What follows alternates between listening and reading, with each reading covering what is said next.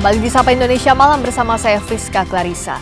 Mantan Mendikbudristek Nadiem Makarim divonis bersalah dalam kasus dugaan korupsi pengadaan Chromebook dan dihukum 10 tahun penjara. Dalam pertimbangannya, majelis hakim menyebut perbuatan yang dilakukan Nadiem dilakukan secara terencana dan menimbulkan dampak luas, terutama terhadap sektor pendidikan. Selain 10 tahun penjara, hakim juga menghukum Nadiem membayar denda 1 miliar rupiah, subsidiar 190 hari kurungan dan uang pengganti 809 miliar rupiah. Apabila Nadiem tidak dapat membayar, maka harta kekayaannya dapat dirampas dan dilelang. Jika harta tidak mencukupi, maka diganti 5 tahun kurungan. Terdakwa Nadiem Anwar Makarim telah terbukti secara sah dan meyakinkan bersalah melakukan tindak pidana korupsi yang dilakukan secara bersama-sama sebagaimana dalam dakwaan subsidiar. 4. Menjatuhkan pidana kepada terdakwa oleh karena itu dengan pidana penjara selama 10 tahun dan pidana denda sejumlah 1 miliar yang harus dibayar dalam jangka waktu 1 bulan dan dapat diperpanjang untuk paling lama 1 bulan sejak putusan berkekuatan hukum tetap. Usai sidang vonis, terdakwa mantan Mendikbudristek Nadiem Makarim menyatakan bakal mengajukan banding. Menurut Nadiem, hakim sama sekali tidak mempertimbangkan fakta-fakta dalam persidangan. Menurutnya, hanya Hakim Andi Saputra yang melihat secara jernih kasus ini sehingga mengajukan dissenting opinion untuk membebaskannya. Ia menyebut praktis dihukum 15 tahun penjara karena baginya tidak mungkin membayar uang pengganti 809 miliar rupiah. Nadiem bilang ia tidak memiliki uang sebanyak itu sebab tidak pernah sama sekali menikmati uang yang disebut hasil korupsi. Divonis secara praktis 15 tahun karena saya dituntut uang pengganti 809 miliar yang saya tidak punya. Mereka tahu itu dari laporan hasil kekayaan saya di akhir saya menjabat. Saya tidak punya uang sebanyak itu dalam bentuk apapun. Itu artinya saya divonis 15 tahun. 809 miliar itu tidak pernah menyentuh saya sekalipun. Sudah dibuktikan dengan dokumen, dengan saksi bahwa uang itu tidak pernah keluar dari rekening PT Akap, yaitu Gotoh. Saya telah berjuang selama 1 tahun ini untuk membuka semua kejujuran yang telah kami lakukan. Semua niat baik yang telah saya dan tim saya lakukan di masa kementerian sudah kita jelaskan. Tapi seolah-olah tidak ada artinya. Demi keluarga saya, demi seluruh negara Indonesia yang saya masih cintai, saya akan berjuang. Saya akan segera melaksanakan naik banding untuk tertuah demi kebenaran. Divonis 10 tahun penjara dalam kasus dugaan korupsi pengadaan laptop Chromebook, ex-Mendikbudristek Nadiem Makarim menyebut akan banding.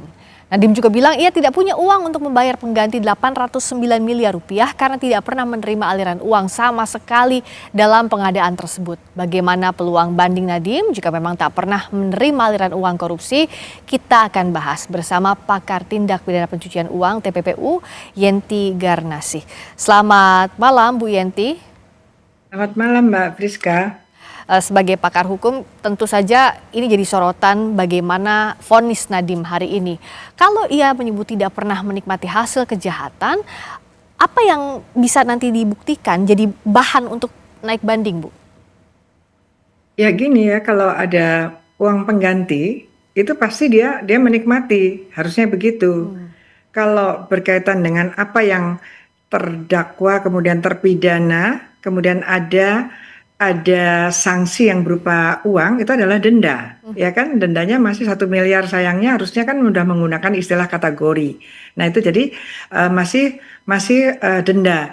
Jadi bisa saja karena korupsi itu, apalagi pasal 603, 604 atau dulu pasal 2 dan 3 itu kan menguntungkan dirinya sendiri atau orang lain, ya kan? Jadi bisa jadi memang dia tidak diuntungkan sama sekali, tapi orang lain yang diuntungkan. Bisa jadi memang tidak ada aliran pada dia. Yang tidak ada aliran pada dia tidak ada uang pengganti, harusnya begitu. Makanya setiap korupsi yang seperti ini mestinya ada TPPU sehingga kita jelas uang itu ada di mana gitu, sehingga pada mereka bisa jadi mereka yang harus menggantikan itu atau akan disita itu adalah pelaku TPPU-nya. Itu bisa jadi begitu. Kalau begini kan dari ya memang pembelaan boleh saja itu haknya bahwa tidak ada uang sama sekali dan saya tidak ada uang seperti itu. Tapi dari putusan bahwa ada aliran masuk ke sana 800,9 miliar yang harus kalau tidak bisa dibayar dalam waktu tertentu maka akan diganti dengan pidana 5 tahun.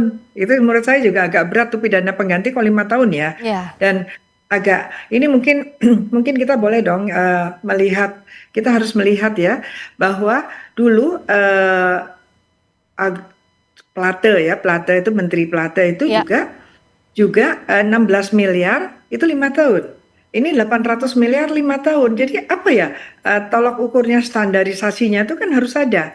Karena tidak ada boleh discrimination, ada diskriminasi of sentencing untuk perkara yang sama, untuk hal yang sama dalam putusan-putusan di dalam satu negara. Ini juga harus Mahkamah Agung harus melihat ini ya. Saya tidak bela siapa-siapa, tapi dalam hal ini adalah 604 berarti yang bersangkutan itu tidak melawan hukum tapi menyalahgunakan kewenangan dan kemudian ada yang diuntungkan. Ya. Kalau kemudian yang mengganti dia berarti yang diuntungkan dia juga gitu kan, karena kerugian negara menurut BPKP-nya adalah 1,5 M kan gitu, 1,5 T ya 1,5 triliun, sehingga 800,9 M itu adalah uang pengganti yang artinya ada pada yang bersangkutan mengalir ke sana menurut putusan hakim, yang pasti putusan itu hakim melihat bahwa pembuktian jaksa itu adalah terbukti gitu.